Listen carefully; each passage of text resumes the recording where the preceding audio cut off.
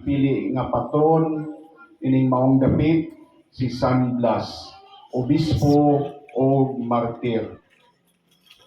Ulahan mo. Kaya nimisa ninyo, obispo po. Di lang ko martir. So usa kini ka talagsaon nga kahigayunan nga niining inyong kapistahan aniya usab ang inyong ubos nga obispo sa Diocese sa Talibon nihala dining Santos nga misa. Usa kini kadakong kalipay nako nga makiguban kaninyo ining sulod sa Santos nga misa. Diin kining Santos nga misa atong gihalad alang sa kaayuhan sa nang sakit sa atong lawas ug kalag. Ilabi na gayon sa mga sakit sa atong mga tutunlan.